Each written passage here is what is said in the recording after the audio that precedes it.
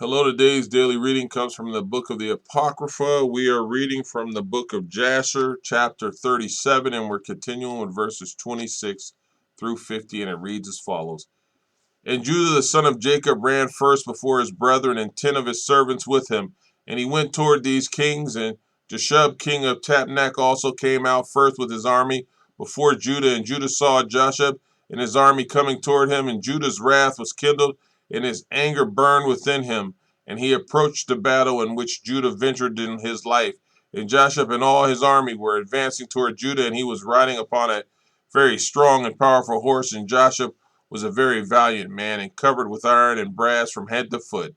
And while he was upon the horse, he shot arrows with both hands from before and behind, as was his manner in all his battles, and he never missed the place to which he aimed his arrows. And when Joshua came to fight with Judah, and was daring many arrows against Judah, the Lord bound the hand of Joshua, and all the arrows that he shot rebounded upon his own men. And notwithstanding this, Joshua kept advancing toward Judah to challenge him with the arrows, but the distance between them was about 30 cubits. And when Judah saw Joshua darting out his arrows against him, he ran to him with his wrath excited might.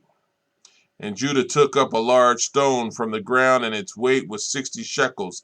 And Judah ran toward Joshua, and with the stone struck him on his shield, that Joshua was stunned with the blow and fell off from the horse to the ground.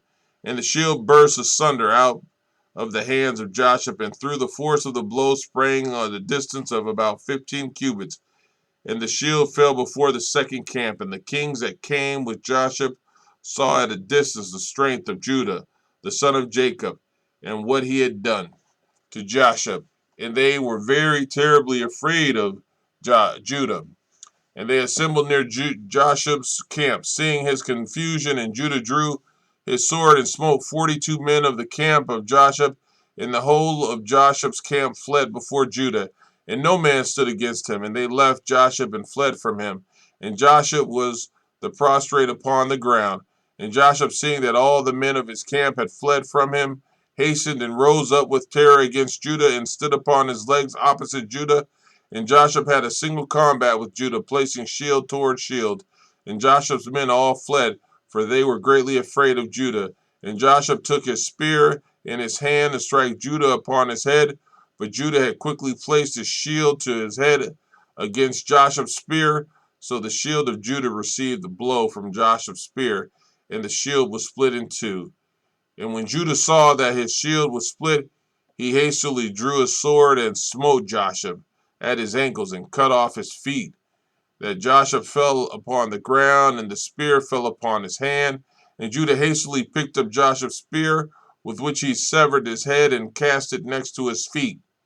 And when the sons of Jacob saw that Judah had done to Joshua, they all ran into the ranks of the other kings. And the sons of Jacob fought with the army of Joshua, and the armies of all the kings that were there.